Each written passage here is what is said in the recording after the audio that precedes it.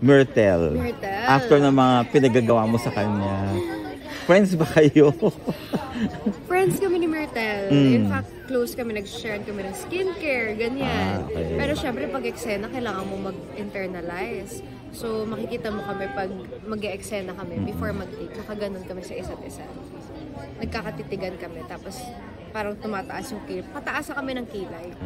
Yung mag-internalize namin, nag-iisip kami ng anong kakaisa namin sa isa't isa.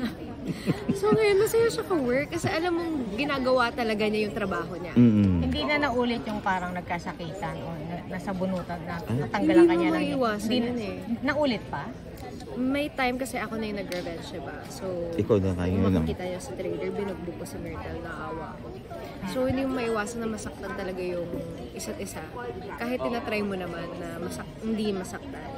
So, yun, hindi mo talaga maiwasan. So, nakaganti ka na? Joke. Oo. Hindi pa, diba? Kasi marami ka pang gagawin sa kanya. Marami pa, diba? Madami pa. Pero game kami naman parehas. Game, yun nakakatawa. Recently, tinali siya pati Warek. Ay, hindi pa napalabas yun, ano? Hindi pa, trailer pa lang siya. Ayun. Diyos ko. Ano pa ba gagawin mo, Alas yung mga buhok niya nung nag-ano sila nung yun yung kinento ni ano. Ay, yung nagupit yung hair ko. Ginupit-gupit. Yes. Umiyak ako noon. Kasi totoong nagupit. Totoo nga yun. Akala ko wig yung ginupit. Kaya inaantay ko yung pagganting niya. yung reaction ko dun sa sa scene na yun, totoo talaga.